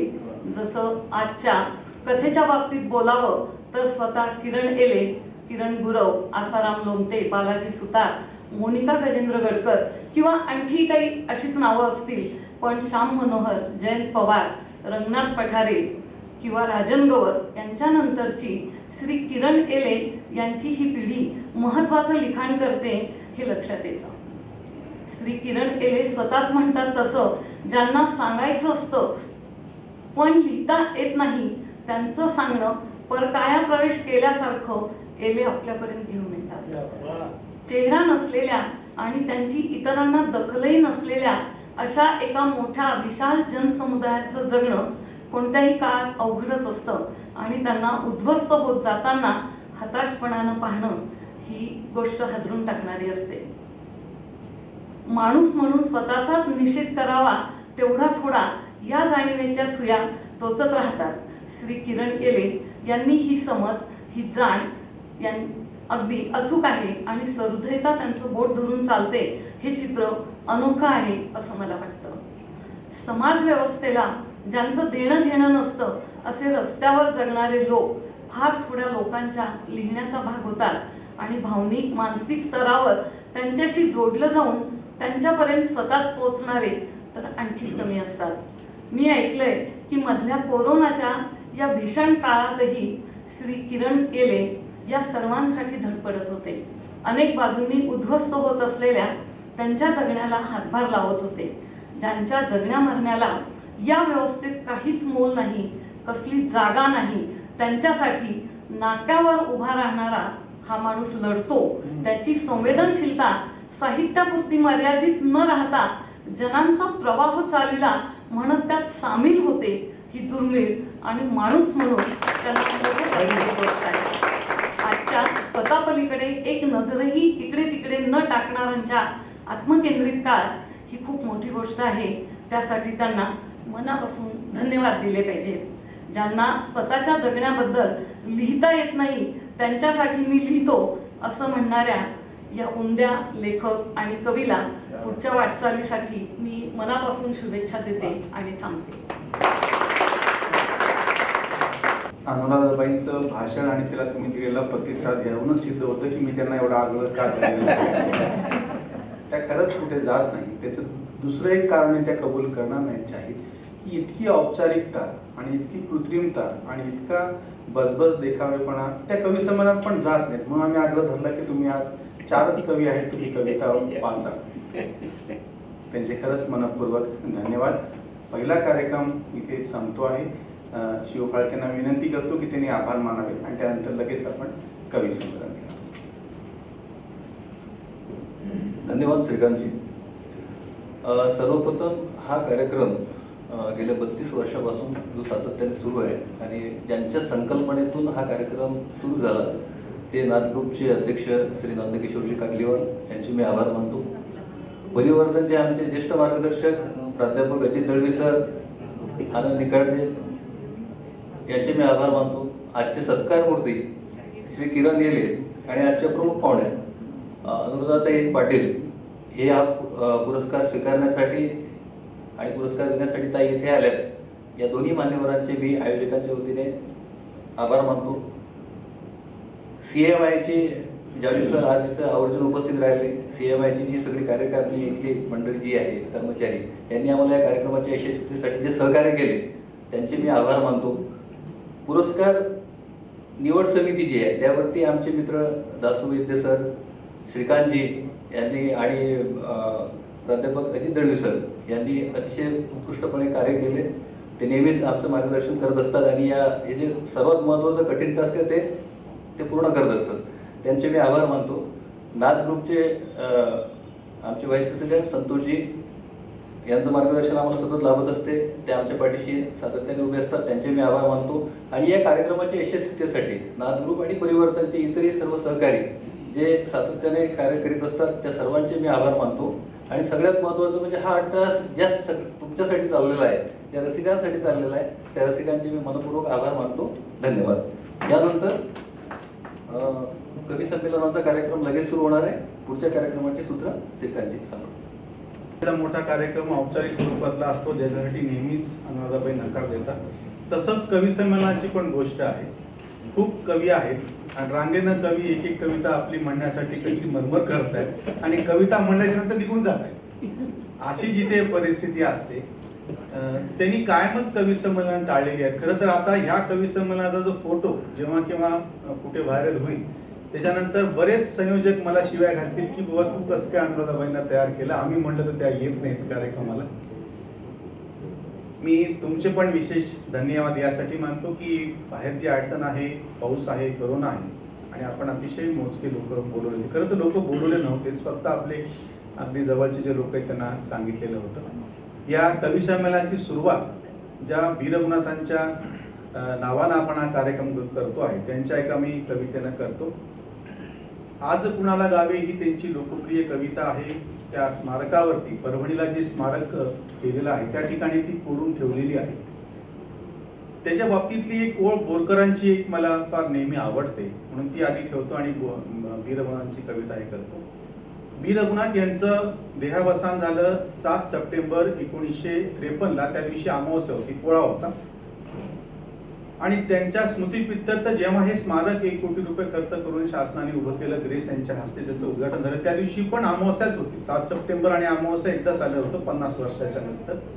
आणि बोरकरांनी अशी ओळ लिहिलेली होती, मी विजल्यावर त्या जागेवर नित्याच्या जनरीतीप्रमाणे विस्मरणाची थंड काजळी उठेल खळगे केविल वाणी. मी विजल्यावर त्या जागेवर नित्याच्या जनरीतीप्रमाणे विस्मरणाची थंड काजळी उठेल थडगे केविल वाणे. मी विजल्यावर त्या जागेवर पण कोण्या अवसेच्या रात्री. मी विजल्यावर त्या जागेवर पण कोण्या अवसेच्या रात्री. धुळीत विखुरल्या कविता माझ्या धरतील चंद्रफुलांची छत्री. धुळीत विखुरल्या कविता माझ्या धरतील चंद्रफुलांची छत्री. आणि खरंच अमावस्येच्या दिवशी बी रघुनाथांच्या कवितेवरती रसिकांनी छत्री धरली आणि इतकं मोठं सुंदर स्मारक त्या ठिकाणी उभं राहिलं. त्यांना विनम्र अभिवादन. त्यांची जी कविता मी तुमच्या समोर ठेवतो आणि कवी संमेलनाला सुरुवात करतो. गाऊलीच्या पावलात सांज घरा आली. संध्याकाळचं वर्णन आहे. गाय, आई आणि वहिनी असे 3 व्यक्तिरेखातून संध्याकाळ बी रघुनाथांनी केलेली आणि शब्द सुद्धा किती सुंदर आहेत. 60-70 वर्षापूर्वीची कविता. गाऊलीच्या पावलात सांज घरा आली. तुंबलेल्या आचळात सांज भरा आली. आतुरल्या हांबराचा सांज कान झाली. आतुरल्या हांबराचा सांज कान झाली. शिणलेल्या डोळुल्यांचा सांज प्राण झाली. माऊलीच्या गीतातून सांज भाव प्याली. माऊलीच्या वातीतून सांज तेजल्याली. संध्याकाळी तिनं तुळशी समोर दिवा लावलेला आहे. माऊलीच्या गीतातून सांज भाव प्याली. माऊलीच्या वातीतून सांज तेजल्याली. माऊलीच्या अंकावर सांज मूल झाली. मुलासाठी निदसुरी सांज भूल झाली. आणि जे शेवटचं कडवं आहे ते वहिनीवरचं आहे. वहिनीच्या हातासाठी सांज क्षुधा झाली. तिनं द्यावं म्हणून तहान लागलेली आहे. वहिनीच्या हातासाठी सांज क्षुधा झाली. वहिनीच्या हातातून सांज सुधा झाली. वहिनीच्या मुखासाठी सांज चंद्र झाली. प्रियसीसाठी चंद्र वापरलेला होता, पण वहिनीच्या हिच्यासाठी चंद्र वापरणारे बी रघुनाथ पहिले. वहिनीच्या मुखासाठी सांज चंद्र झाली. वहिनीच्या सुखासाठी सांज मंद्र झाली. वहिनीच्या सुखासाठी सांज मंद्र झाली. अतिशय सुंदर अशी कविता. बी रघुनाथांच्या कवितांवरचा एक फार छान कार्यक्रम पंडित नाथराव नेरळकर पण सादर करायचे आणि परभणीला सुरमणी डॉक्टर कमलाकर परळीकर पण सादर करायचे. आपण या बी रघुनाथ या कार्यक्रमामध्ये पण 2-3 वेळा तो कार्यक्रम आपण घेतलेला होता. या कवी संमेलनाची सुरुवात आजचे सत्कार मूर्ती किरण येले आमच्या कवी मित्राला मी करतो आहे. अतिशय मनस्वी, अतिशय वेगळं असं कविता लिखाण त्यांनी सतत केलेलं आहे. त्यांनी त्यांच्या 2 कविता आमच्या समोर ठेवाव्यात अशी विनंती. किरण येले.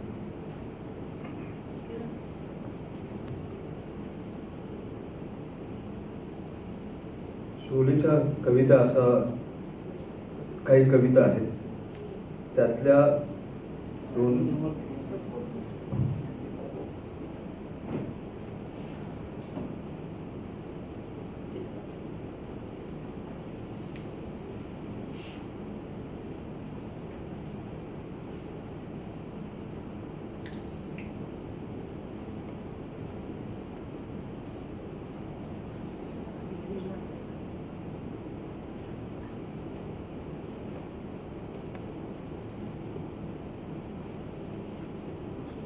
मोबाईलवर शक्यतो वाचत नाही, पण थोडीसा वेळ कमी पडला मला आणि त्याबद्दल निर्भीड माझे मित्र कवी शरद दैफळे नगरहून आले, त्यांच्यासोबत रेपाळी कवी आहेत, या सगळ्यांचं स्वागत करतो आणि शोलेच्या कवितामधल्या 2 कविता वाचतो.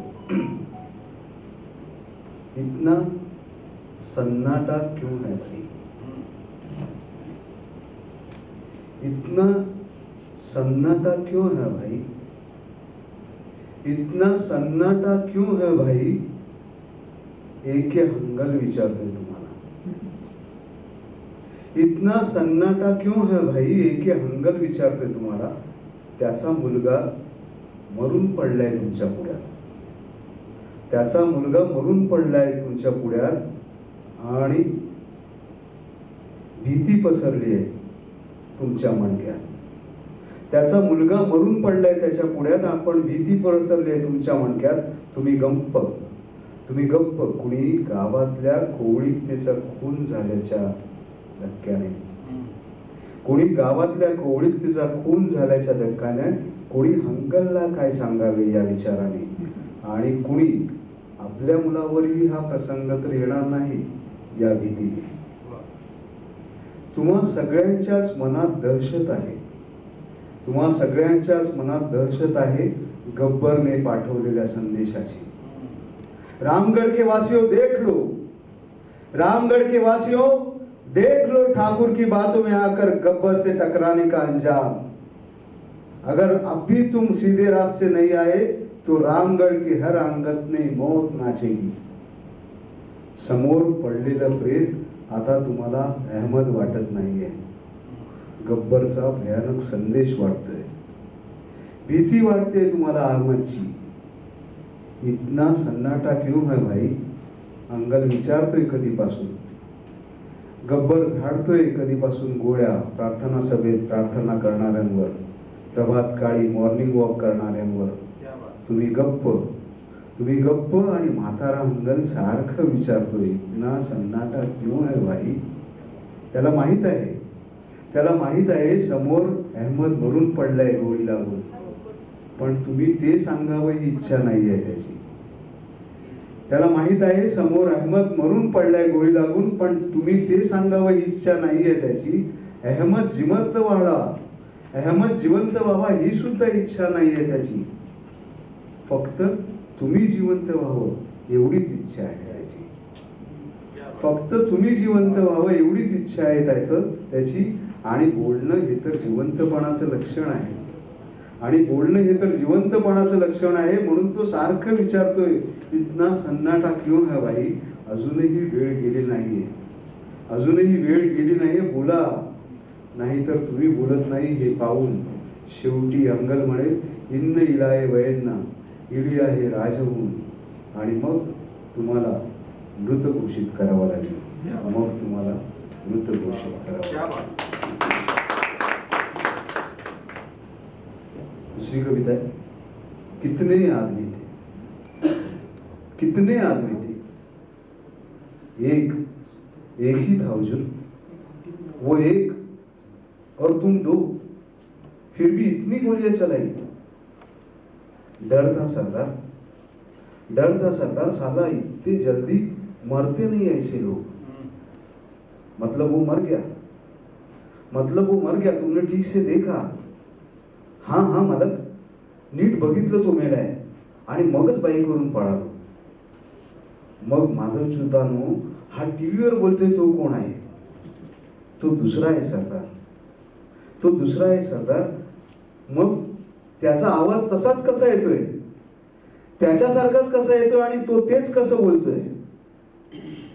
कारण तो खरं बोलतोय Sardar. Shut up, shut up, shut up, shut up. You are devoted religious fellow, my child. Keep in mind, God has saved you for this. Go and kill this bastard. गुरुजी माफ करा. काय घाबरलास. अरे धर्माचं काम आहे, धर्माचं. जन्नत नसीब होगी. घाबरलो नाही जनाब. फिर गोळ्या संपल्यात आणि बोटांना जखमा झाल्यात चाप ओढून ओढून. त्यात साले हे लोक असे की मरतच नाही. करायचं काय,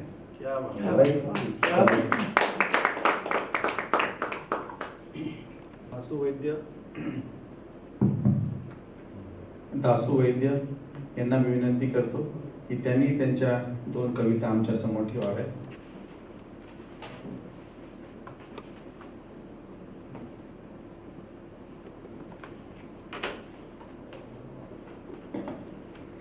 नमस्कार. श्रीकांत म्हणाला तसं अनुराधा पाटील मॅडमच्या सोबत मी कविता वाचतोय. एक दुर्लभ योग. माझा मित्र किरण ज्यांनी एक कविता मनस्वी असं मनोगत व्यक्त केलं, त्याला हा वीरवनाथ पुरस्कार मिळाला, त्याचं अभिनंदन. 2 कविता मी वाचणार आहे. पहिली कविता रसभंग. टाळेबंदीची आधीची सुरुवातीची होती, लॉकडाऊन, तेव्हा आपण घरात बसून बरेच जण काहीतरी पाककृती शिकत होते, काय काय करत होते. आणि टीव्ही घरामध्ये असा धूमधडाक्यात असा वाजत होता. एकदम असा डेकोरेटिव्ह केलेल्या कोरोनाच्या बातम्या आपण अशा ऐकत होतो. त्याला एक खूप असं नाटकासारखं पार्श्वसंगीत देऊन सांगितलं जात होतं. आणि आमचा मित्र म्हणत होते की अरे तुमच्या लेखक लोकांचं बरं यार, एवढा रिकामा वेळ मिळालाय तुम्हाला, आता किती लिहून होईल. पण लेखन ही काही अशी इतकी यांत्रिक वेळ मिळाल्यानंतर करण्याची गोष्ट नाही. त्याच्यात मन गुंतलेलं असल्यामुळं, मन जर समजा रस्त्यावरच्या टीव्हीतल्या पाहिलेल्याच पायपोळ होणाऱ्या कामगारासोबत जर पळत असेल त्यावेळेस, तर मोठी पंचायत होते. तर त्या मोमेंटची ही कविता आहे, रसभंग नावाची कविता आहे.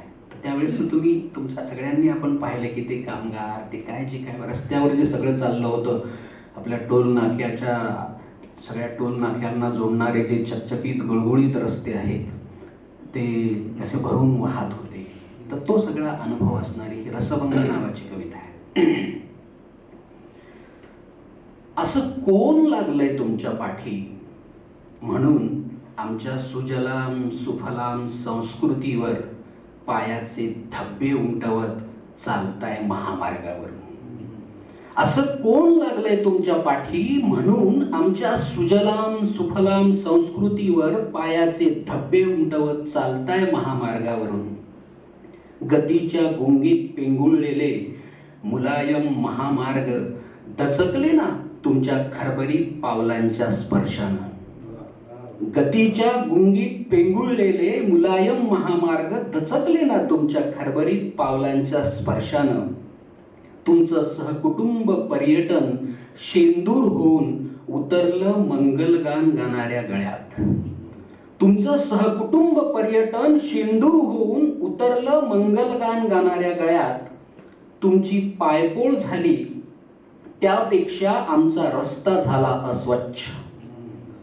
तुमची पायपोळ झाली त्यापेक्षा आमचा रस्ता झाला अस्वच्छ.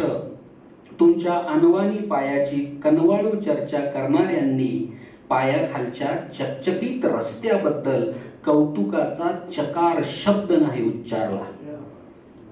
तुमच्या अनवाणी पायाची कनवाळू चर्चा करणाऱ्यांनी पायाखालच्या चकचकीत रस्त्याबद्दल कौतुकाचा चकार शब्द नाही उच्चारला. तरीही भव्य टोल नाक्यांना जोडणाऱ्या रस्त्याचं ऐश्वर्य नाही झाकू शकत तुमच्या मळकट सावल्या. तरीही भव्य टोल नाक्यांना जोडणाऱ्या रस्त्याचं ऐश्वर्य नाही झाकू शकत तुमच्या मळकट सावल्या. सोबत विटी दांडू खेळणाऱ्या बाल सवंगड्यांना भेटण्याच्या ओढी पुढं, सोबत विटी दांडू खेळणाऱ्या बाल सवंगड्यांना भेटण्याच्या ओढी पुढं तुम्हाला लक्षातच नाही आलं तुमच्या दुःखाला खुज करणारं आमचं दातृत्व. सोबत विटी दांडू खेळणाऱ्या बाल सवंगड्यांना भेटण्याच्या ओढी पुढं तुम्हाला लक्षातच नाही आलं तुमच्या दुःखाला खुज करणारं आमचं दातृत्व. तुम्ही रेल्वे रुळावर झोपलात तेव्हाही तुमच्या सोबत भाकऱ्या होत्याच ना. तुम्ही रेल्वे रुळावर झोपलात तेव्हाही तुमच्या सोबत भाकऱ्या होत्याच ना. घरच्यांना हंबरडा फोडून रडण्यासाठी आम्हीच तर काळजीपूर्वक पोहोचवले तुमचे वस्त्रगाळ देह घरपोच. घरच्यांना हंबरडा फोडून रडण्यासाठी आम्हीच तर काळजीपूर्वक पोहोचवले तुमचे वस्त्रगाळ देह घरपोच. सरकारी इतमामात आम्हीच केला अंत्यसंस्कार.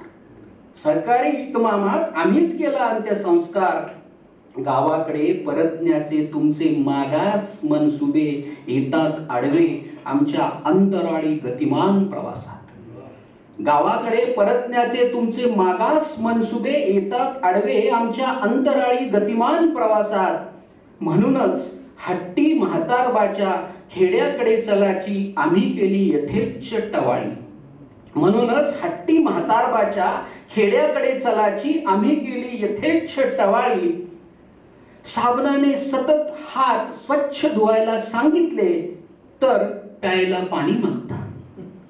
साबणाने सतत हात स्वच्छ धुवायला सांगितले तर प्यायला पाणी मागता. मास्कचं महत्व सांगायला जावं तर ढोपरावर फाटलेली विजार दाखवता. मास्कचं महत्व सांगायला जावं तर ढोपरावर फाटलेली विजार दाखवता. सुजलाम सुफलाम मायभूमीवरून कॅमेरा फिरत असताना, सुजलाम सुफलाम मायभूमीवरून कॅमेरा पॅन होत असताना, सुजलाम सुफलाम मायभूमीवरून कॅमेरा फिरत असताना फ्रेम मध्ये येत आहेत तुमचे सोललेले ओंगळ पाय. फ्रेम मध्ये येत आहेत तुमचे सोललेले ओंगळ पाय. दुसरी कविता काही जणांनी ऐकली असेल. त्या कवितेचं नाव मागणं असं आहे. प्रत्येक कवी मागत असतो. खरा कवी पुरस्कार मागत नसतो, त्याला वेगळंच काहीतरी मागायचं असतं. आणि फार मोठी परंपरा आहे आपल्याकडे मागण्याची. संत साहित्यापासून की गरज बरस प्यासी धरती को, फिर पानी दे मौला, चिड़ियों को दाने, बच्चों को उड़धानी दे मौला, असं जे निदा फाजली म्हणतात तिथपर्यंत ती परंपरा आहे. ज्ञानेश्वर, तुकाराम, नामदेव, जसं किरण सांगत होता. प्रत्येक कवीला काहीतरी मागायचं. मला काय मागायचं? कवी म्हणून मला काहीतरी मागायचं आहे. ते हे मागणं आहे. मागणं असं आहे माझं कवी म्हणून. कुणाच्याही गळ्यात गुदमरू नये गाणं, कुणाच्याही गळ्यात गुदमरू नये गाणं, जगण्याला शब्दांच्या मुंग्या लागाव्यात, जगण्याला शब्दांच्या मुंग्या लागाव्यात. आवेळी आलेल्या भुकेल्यासाठी कोरभर कविता झाकून ठेवलेली असावी घरोघर. आवेळी आलेल्या भुकेल्यासाठी कोरभर कविता झाकून ठेवलेली असावी घरोघर. खुंटाळ्याला लटकवलेल्या शर्टात, खुंटाळा म्हणजे आपल्याकडे मराठवाड्यातला शब्द आहे, ती खुंटी असते. खुंटाळ्याला लटकवलेल्या शर्टात खुळखुळणारी नाणी असावीत पोरांना भिरभिर घेण्यासाठी. चिमुरड्यांचे खिसे भरून राहावे चॉकलेट गोळ्यांनी, चिमुरड्यांचे खिसे भरून राहावे चॉकलेट गोळ्यांनी. सकाळी वेचलेल्या पारिजाताचा वास पोरींच्या ओचांना राहावा दिवसभर. सकाळी वेचलेल्या पारिजाताचा वास पोरींच्या ओचांना राहावा दिवसभर. लटकवलेल्या येळणीत पाणी प्यायला चिमण्या याव्यात, लटकवलेल्या येळणीत पाणी प्यायला चिमण्या याव्यात. दिवसांच्या भाकरी बरोबर खायला असावं यच्च यावत प्रार्थनांचं खमंग पिठलं. दिवसांच्या भाकरी बरोबर खायला असावं यच्च यावत प्रार्थनांचं खमंग पिठलं. जेवणानंतर धुवायचे हात वाळून जावेत गप्पांच्या नादात, जेवणानंतर धुवायचे हात वाळून जावेत गप्पांच्या नादात. तहानलेली उंजळ भरावी हापशाच्या टपोर धारेनी, तहानलेली उंजळ भरावी हापशाच्या टपोर धारेनी. ही ओळ वाचल्यावर कळतं की हा कवी मराठवाड्यातला आहे. बंदुकीच्या नळकांडीत चिमणीनं करावा खोपा, बंदुकीच्या नळकांडीत चिमणीनं करावा खोपा. बॉम्बचे व्हावेत रंगीबेरंगी फुगे, बंदुकीच्या नळकांडीत चिमणीनं करावा खोपा. बॉम्बचे व्हावेत रंगीबेरंगी फुगे. झेंड्यांनी दाखवावी फक्त दिशा वाऱ्याची, झेंड्यांनी दाखवावी फक्त दिशा वाऱ्याची. लुब्ध असावीत माणसं एकमेकांवर, लुब्ध असावीत माणसं एकमेकावर. अंधारातलं कन्हणं ऐकू यावं उजेडात, अंधारातलं कन्हणं ऐकू यावं उजेडात. जागतिक संगीताचा गोपाळ काला केल्यावर सापडावी लय श्वासाची, जागतिक संगीताचा गोपाळ काला केल्यावर सापडावी लय श्वासाची. पृथ्वी नावाचा गोलगप्पा, पाणीपुरी आहे पृथ्वी, पृथ्वी नावाचा गोलगप्पा टम्म भरलेला असावा जगण्याच्या आंबट गोड पाण्याने. पृथ्वी नावाचा गोलगप्पा टम्म भरलेला असावा जगण्याच्या आंबट गोड पाण्याने. लय नाही मागणं, लय नाही मागणं, फक्त पेरलेल्या दाण्याला नित्य फुटावेत 2 कोवळी पानं. लय नाही मागणं, फक्त पेरलेल्या दाण्याला नित्य फुटावेत 2 कोवळी पानं. आणि माती कंटाळू नये झाडाच्या बाळंतपणाला, माती कंटाळू नये झाडाच्या बाळंतपणाला. दासूच्या कवितेमुळं मला विठ्ठल वाघांची ती ओळ आठवली. मला ती फार आवडते. कोरडे हे शेत ओलीत झाले पाहिजे, कोरडे हे शेत ओलीत झाले पाहिजे, दुःख मुक्या जीवांचे बोलीत आले पाहिजे. की मागणं काय कवीचं असू शकतं. मी 2 कविता तुमच्या समोर ठेवतो आणि नंतर अनुराधाबाईंना विनंती करतो. सध्या जो पाऊस पडतो आहे, वातावरण आहे, आपल्याकडे अजिंठ्याच्या डोंगराचं वातावरण अतिशय सुंदर आहे. बहुतांश जणांनी प्रत्यक्ष अजिंठा लेणी पाहिलेली असती, पण त्या डोंगर रांगेमध्ये 3-4 अजून सुंदर किल्ले आहेत, अजून लेण्या आहेत. रुद्रेश्वर लेणी असो, घटोत्कच लेणी असो. आणि योगायोगानं अनुराधाबाई इथे आहेत, त्यांचं गाव त्याच परिसरात आहे, पौर. हे जे सगळं अजिंठ्याचं अतिशय सुंदर असा निसर्ग आहे, तिथल्या रुद्रेश्वर म्हणून लेणीच्या परिसरात सुचलेली ही कविता आहे. आणि ही कविता मांडायचं दुसरं एक कारण आहे की सध्या कोणी निसर्ग कविता फारशी लिहित नाही, म्हणून मला असं वाटलं की आपण आवर्जून अशी लयीतली एक कविता जी सुचली आणि ती समोर मांडावी. डोंगर माथा सचैल नातो, पाऊस रिमझिम जवळनी दूर. डोंगर माथा सचैल नातो, पाऊस रिमझिम जवळनी दूर.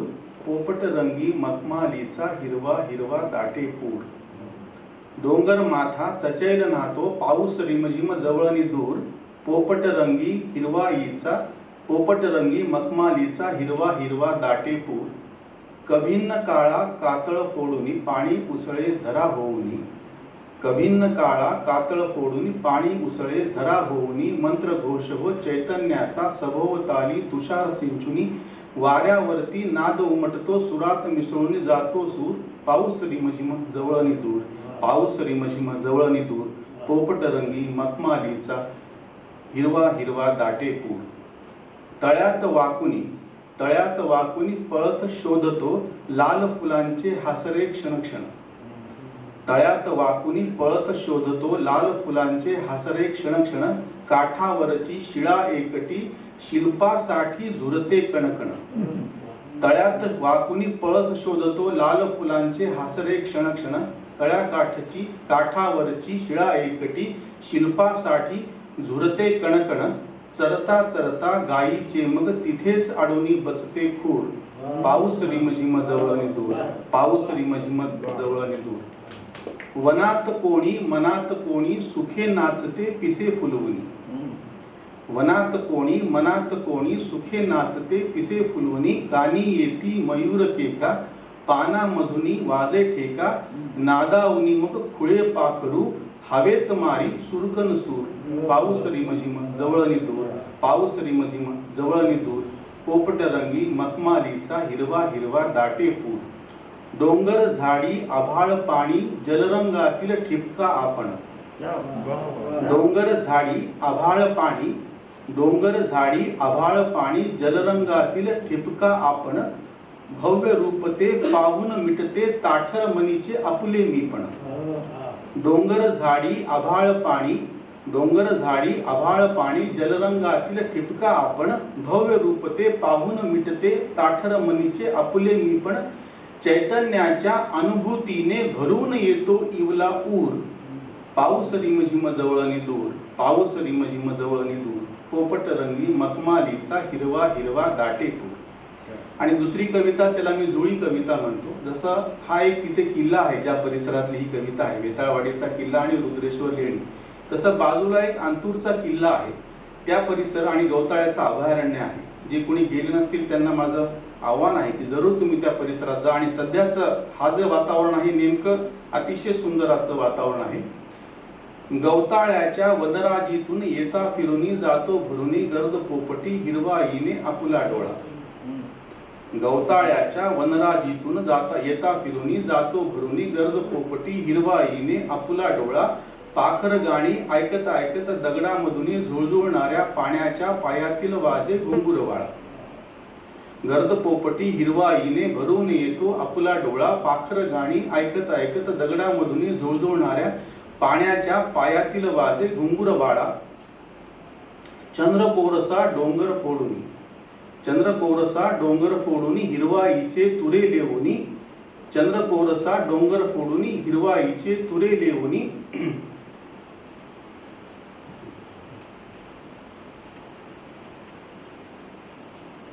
चंद्र कोरसा डोंगर लेवूनी हिरवाईचे तुरे लेवूनी. कातळ सुळका देत पहारा, नाद उमटतो दरी मधुनी. धबधबाच मग मोर होऊनी, नाचे पिसरुनी पान पिसारा. चंद्र कोरसा डोंगर फोडूनी हिरवाईचे तुरे लेवूनी. कातळ सुळका देत पहारा, धबधबाच मग नाद उमटतो दरी मधुनी. धबधबाच मग मोर बनवूनी, नाचे फुलूनी पान पिसारा. जरा सावळ्या जरा पांढऱ्या मेघामधुनी आभाळ हसते मिश्किल दिसते निळे निळे. जरा सावळ्या जरा पांढऱ्या मेघामधुनी आभाळ हसते मिश्किल दिसते निळे निळे. शुभ्र पांढऱ्या दर्ग्याच्या पायाशी आहे पिरासारखे मुक्त मनस्वी एक तळे. शुभ्र पांढऱ्या दर्ग्याच्या पायाशी आहे पिरासारखे मुक्त मनस्वी एक तळे. तळी साठल्या पाण्यावरती वारा लिहितो थरथर गाणी, वारा लिहितो अल्लड गाणी थरथरणारी. तळी साठल्या पाण्यावरती, तळी साठल्या पाण्यावरती वारा लिहितो अल्लड गाणी थरथरणारी. लसलसणाऱ्या गवतामधून लहरत जाते त्या गाण्याची लय ही थरथरणारी. परतू बघता, परतू बघता वाट हरवते, परतू बघता वाट हरवते गवसत नाही काही काही. कानी येती इतिहासाच्या नुसत्या हाका. परतू बघता, परतू बघता वाट हरवते, परतू बघता वाट हरवते गवसत नाही काही काही. कानी येती इतिहासाच्या नुसत्या हाका. कालपटावर, कालपटावर विरून गेल्या जीर्ण शीर्ण हिमरुशालीचा कुणी शिवावा कुशल हाताने टाका टाका. कुणी शिवावा कुशल हाताने टाका टाका. यानंतर मी अनुराधाबाईंना विनंती करतो की त्यांनी त्यांच्या 2 कविता सादर कराव्या. या कवितेसाठी कसलंही निवेदन किंवा कसलीही माहिती किंवा त्या संबंधातलं काहीही बोलणं मी आपल्या समोर ठेवणार नाही. मी सरळ कविताच वाचणार आहे आणि कवितेचं नाव आहे मूकनाट्य. राम मंदिरासाठी वर्गणी नाकारली म्हणून पहिला अघोषित बहिष्कार समोरच्या डोळ्यात. राम मंदिरासाठी वर्गणी नाकारली म्हणून पहिला अघोषित बहिष्कार समोरच्या डोळ्यात. आणि खिडकीच्या फुटलेल्या काचा गोळा करताना केविलवाणी झाली स्वातंत्र्याची व्याख्या. हातात घट्ट धरलेली माणूसपणाची मुठभर माती कधी गळून गेली कळलंच नाही. हातात घट्ट धरलेली माणूसपणाची मुठभर माती कधी गळून गेली कळलंच नाही. आता कशा कशाचा पाळावा काळा दिवस, आता कशा कशाचा पाळावा काळा दिवस. अनोळखी ग्रह ताऱ्यांच्या शोधात धुसर झालंय अंगणातलं चिमुटभर चांदणं. आणि पदराच्या गाठीला बांधून घेतलेली सत्वाची 4-2 नाणी वाचतायत बद्द पायांखाली. दिवसात विश्वासाच्या फुटलेल्या आरशात दिसताहेत मला आपली खंडित रूप. विश्वासाच्या फुटलेल्या आरशात दिसताहेत मला आपलीच शतखंडित रूप. भ्रम निरासाच्या पटावर रेखलेली आणि होत नाही धीर एखाद्या पोरक्या पोराच्या खोल गेलेल्या डोळ्यात डोकावण्याचा. पाण्याचा रंग होतोय लाल, पाण्याचा रंग होतोय लाल. आणि पाण्याहून पातळ माणसाचं रक्त साकळतंय तिथ्या तिथ्यावर. थांबवता येत नाही मातीसारखी स्थावर जंगम माणसांची ही झीज. आणि वाढतंय भोवती निवडुंगाचं रान, आणि वाढतंय भोवती निवडुंगाचं रान. दूर क्षितिजाच्या अफाट पडद्यावर हलताहेत आवाज हरवलेल्या माणसांच्या नुसत्या सावल्या. आणि वाजते अविरत, आणि वाजते अविरत तिसरी घंटा एका न संपणाऱ्या मूक नाट्याच्या सुरुवातीची. दुसरी कविता आहे माझ्या वडिलांच्या आठवणीच्या संदर्भात लिहिलेली आणि त्यांना अर्पण केलेली ही कविता आहे. माझ्या समोरचा हा सर्व श्रोता वर्ग आपला नागर असल्यामुळं ग्रामीण जाणीवांशी आपण किती निगडीत आहात, बांधलेले आहात मला माहीत नाही, पण माझं असं मत आहे की संवेदनशीलता, करुणा आणि समज यात नागर आणि ग्रामीण असं काही अंतर असण्याचं काही कारण नाही.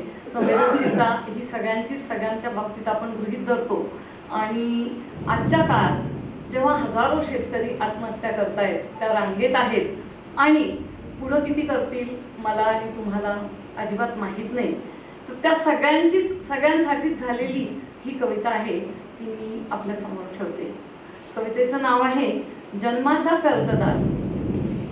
जन्माचा कर्जदार मी, बिडीला महाग माणूस, कुणाकुणाच्या वही खात्यात रुतून बसलेला. जन्माचा कर्जदार मी, बिडीला महाग माणूस, कुणाकुणाच्या वही खात्यात रुतून बसलेला. कुठं पांडुरंग पांडुरंग करू बाप्पा, आपल्या पंढरीच्या वाटेवर तर हमेशाच काटेकुटे. कुठं पांडुरंग पांडुरंग करू बाप्पा, आपल्या पंढरीच्या वाटेवर तर हमेशाच काटेकुटे. एक सेकंद माझं वाचन थांबवून मी आपल्याला सांगू इच्छिते की काळ बदलला आणि आजकाल पंढरीला जाणं खेड्यातल्या लोकांनाही सहज सोयीचं आणि याचं झालंय. इव्हेंट होतात, अमुक होतात, त्यांची व्यवस्था केली जाते, जेवण दिलं जातं.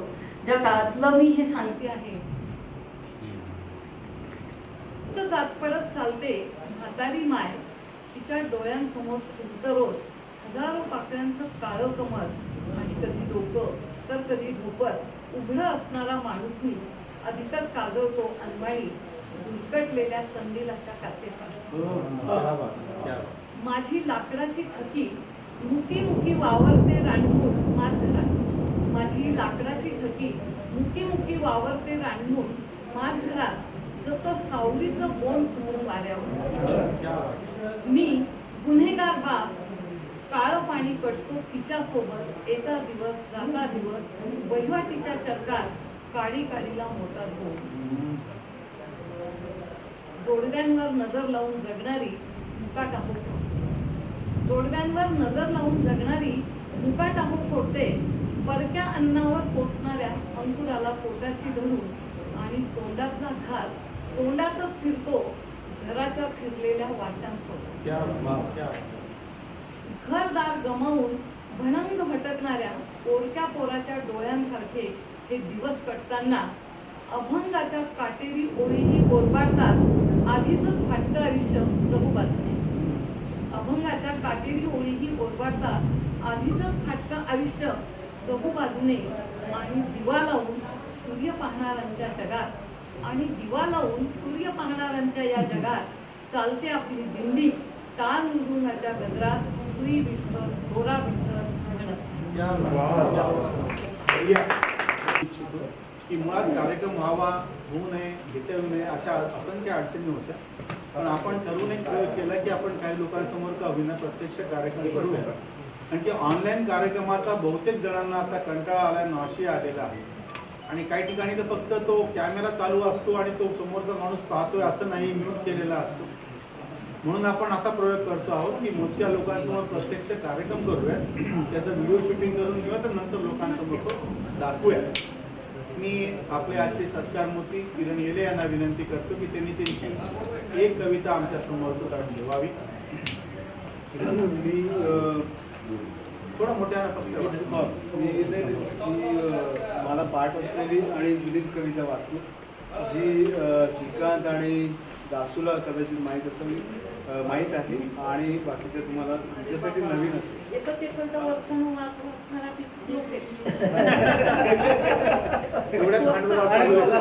मला ती एकच पाठ असल्यामुळे आता मी वाचतोय. कवितेचं शीर्षक आहे आम्ही चिल्लर सुटे पैसे. ही कविता 22 भारतीय भाषात अनुवादित झालेली आहे. आम्ही चिल्लर सुटे पैसे. कविता अशी, आम्ही चिल्लर सुटे पैसे भुक्कड, आम्ही चिल्लर सुटे पैसे भुक्कड, तुम्ही बंद्या नोटा फक्कड. आम्ही चिल्लर, सुटे पैसे भुक्कड, तुम्ही बंद्या नोटा फक्कड. आमचा नुसताच खडखडाट खडखडाट, तुम्ही शांत एकत्र स्टॅपल केले. आमच्यावर नुसताच आमचं नुसताच खडखडाट खडखडाट, तुम्ही शांत एकत्र स्टॅपल केलेले. आमच्यावर चित्र गेंडा बिंडा, आमच्यावर चित्र गेंडा बिंडा, तुमच्यावर गव्हर्नरची सही. आमच्यावर चित्र गेंडा बिंडा, तुमच्यावर गव्हर्नरची सही. आम्ही टीप वेटरला, भिकाऱ्यांना, तुम्ही पेपर वेट. आमच्यावर चित्र गेंडा बिंडा, तुमच्यावर गव्हर्नरची सही. आम्ही टीप वेटरला, भिकाऱ्यांना, तुम्ही पेपर वेट. आम्ही लोकशाही खिशात मदत डब्यात खडखडा वाजणारे. आम्ही लोकशाही खिशात मदत डब्यात खडखडा वाजणारे, तुम्ही भांडवलशाही सुटकेस मधून पॉश वावरणारी.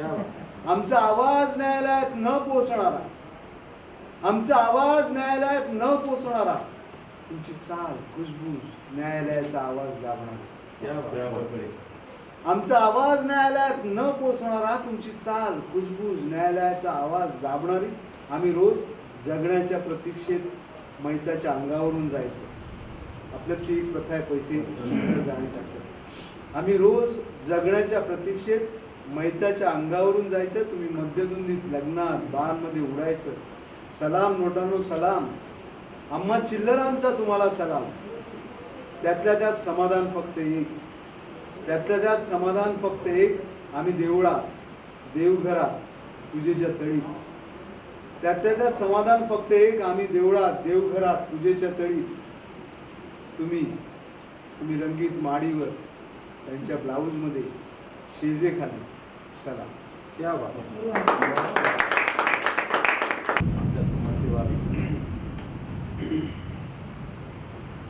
कॅन्डल लाईट कविता वाचन. कविता अशी एक छोटी कविता आहे. मी कित्येक दिवसात लिहिली नाही कविता, मी कित्येक दिवसात लिहिली नाही कविता, म्हणजे ती दार वाजवत राहिली आणि मी उघडलंच नाही असं नाही. मी कित्येक दिवसात लिहिली नाही कविता, म्हणजे ती दार वाजवत राहिली आणि मी उघडलंच नाही असं नाही. तर कित्येक दिवसापासून ती फिरकली नाही माझ्या घरासमोरच्या रस्त्यावरूनही. तर कित्येक दिवसापासून ती फिरकली नाही माझ्या घरासमोरच्या रस्त्यावरूनही. कोरी कागद भरपूर आहेत फडफडणारी, कोरी कागद भरपूर आहेत फडफडणारी, पेनाची आग्रह शिवशिवतायत उमटण्यासाठी, पेनांची आग्रह शिवशिवतायत उमटण्यासाठी, तरी मी लिहिली नाही कविता. प्लॅस्टिक वेचणाऱ्या मुलीसारखा शब्द शोधित नाही फिरलो, प्लॅस्टिक वेचणाऱ्या मुलीसारखा शब्द शोधित नाही फिरलो. घटनांच्या मध्ये होत्या जाणवत अनेक शक्यता, अनुभव तर छातीवर पाल पडल्यासारखे रपरपले अंगावर. घटनांमध्ये होत्या जाणवत अनेक शक्यता, अनुभव तर छतावरून पाल पडल्यासारखे रपरपले अंगावर. दिवा लावून एकटाच बसून राहिलो, डोळे मिटून निवांत पडून राहिलो. खिडकीकडे पाहून झालं, शब्दांचं आभाळ भरून आलं, तरी आली नाही कविता. खिडकी बाहेर पाहून झालं, शब्दांचं आभाळ भरून आलं, तरी आली नाही कविता. पेपरवाला, कचरेवाला, दूधवाला, घरचे दारचे सगळेच वाजवत राहिले दार. पेपरवाला, कचरेवाला, दूधवाला, घरचे दारचे सगळेच वाजवत राहिले दार. पण कागदावर उमटावेत पाय ठसे अशी पावलं वाजलीच नाहीत दारात. पण कागदावर उमटावेत पाय ठसे अशी पावलं वाजलीच नाहीत दारात. कित्येक दिवसात मी लिहिली नाही कविता, मी लिहिली नाही कविता. प्राचीन मंदिरं, वास्तू आणि याच्या संदर्भात जे आमचं एक काम चालू आहे त्याच्यातलीच समोर आलेली शब्दातली ही भावना आहे. आणि माझी तुम्हाला आणि आता या डिजिटल माध्यमातून पण ज्या ज्यापर्यंत लोकांपर्यंत हे पोहोचतं आहे त्यांनाही विनंती आहे की तुमच्या आजूबाजूचे जे प्राचीन अवशेष आहेत त्यांच्या बाबतीत किमान सहानुभूती बाळगा. आम्हाला असा अनुभव आहे की कितीतरी अप्रतिम सुंदर असे दगड लोकांनी धुण्यासाठी वापरलेले आहेत. काही शिलालेखांवरती शेंदूर फासून तेला टाकून त्याचा शनी करून टाकलेला आहे, त्याच्यातून महत्त्वाचे डॉक्युमेंट नंतर समोर आलेले आहेत. तेव्हा तुमच्या आजूबाजूचे जे काही असे प्राचीन अवशेष असतील त्यांच्या बाबतीत किमान सहानुभूती दाखवा. ते नीट ठिकाणी पोहोचतील, त्याचा जीर्णोद्धार कसा आणि काय पद्धतीनं होऊ शकेल. काही नाही तर निदान ते अवशेष गावातल्या गावात तरी एका ठिकाणी कसे येतील एवढं जरी बघितलं तरी खूप मोठं काम होईल. त्या दगडी चिऱ्यांचं हे मनोगत अशी ही कविता आहे. कोरीव चिरे दगडांचे, कोरीव चिरे दगडांचे, बोलती उसासून खंत, इतिहास सांगतो आम्ही ऐकण्या कुणा नवसन. कोरीव चिरे दगडांचे, बोलती उसासून खंत, इतिहास सांगतो आम्ही ऐकण्या कुणा नवसंत. घे कुशीत वाहत्या नदीला विस्तीर्ण मोकळा घाट, घे कुशीत वाहत्या नदीला विस्तीर्ण मोकळा घाट, पायऱ्या उतरत्या बांधीवर सजविती देखणा काठ. तप करण्या बसुनी गेले किती साधू अन कुणी संत, कोरीव चिरे दगडांचे, बोलती उसासून खंत, इतिहास सांगतो आम्ही ऐकण्या कुणा नवसंत.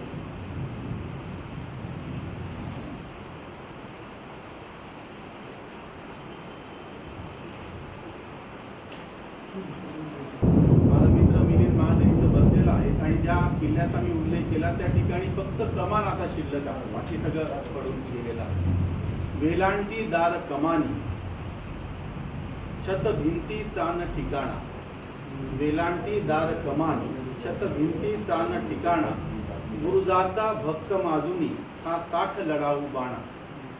लाविता कान दगडाला, लाविता कान दगडाला, दलकारी होई जिवंत, इतिहास सांगतो आम्ही ऐकण्या कुणा नवसंत. मंदिरच बनते कविता शिल्पांकित दगडामधून, मंदिरच बनते कविता शिल्पांकित दगडामधुनी, घंटेचा नाद निनादे पठणाचा स्वर ये अजूनी. ही कला कुसर ही नक्षी करी कातळ साजीवंत, इतिहास सांगतो आम्ही ऐकण्या कुणा कुसंत. दरवाजा मोडून पडला ढासळती चिरे गढीचे, दरवाजा मोडून पडला ढासळती चिरे गढीचे, गुळगुळीत ओटा गाई गोडवे मागच्या पिढीचे. दरवाजा मोडून पडला ढासळती चिरे गढीचे, गुळगुळीत ओटा गाई गोडवे मागच्या पिढीचे.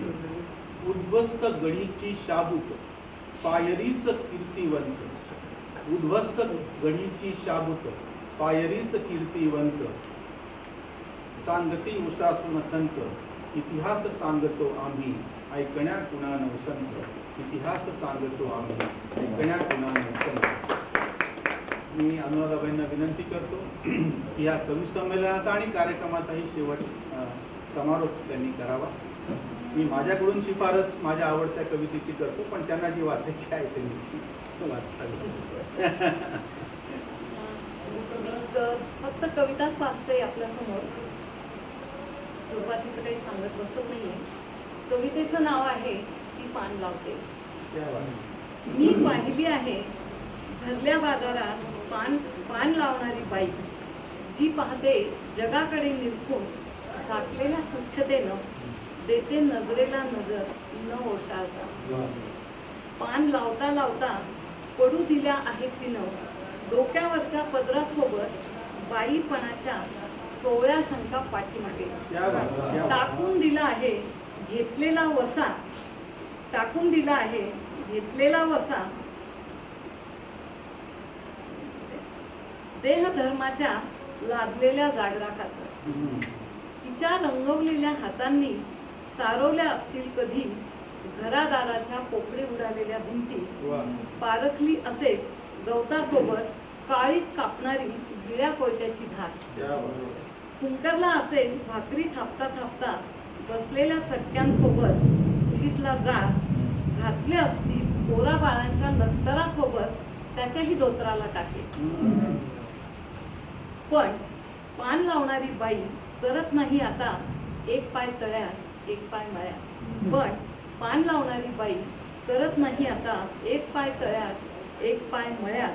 उगवणारा प्रत्येक दिवस समजते ती नव्या जन्मासारखा, आणि तोडते नाक कालच्या दिवसाची.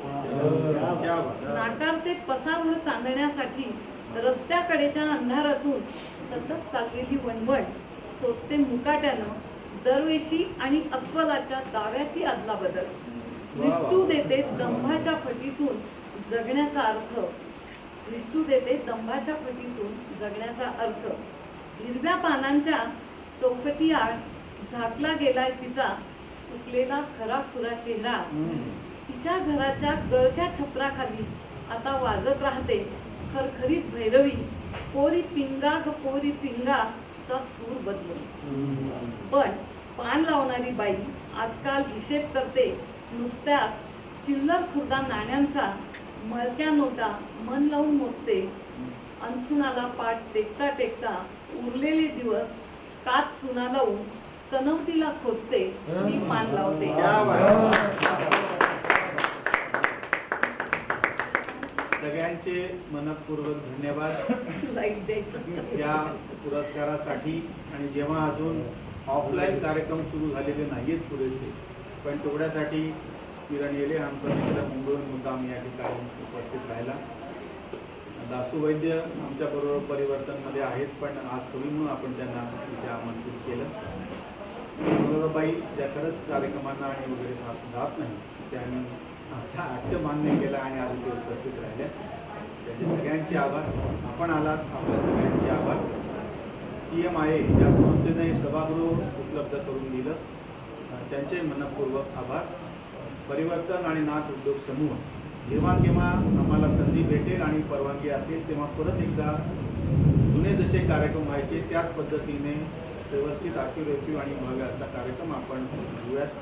ही परंपरा आपण चालू ठेवली याचं आम्हालाही एक समाधान. चालू ठेवली याचं आम्हाला समाधान आहे.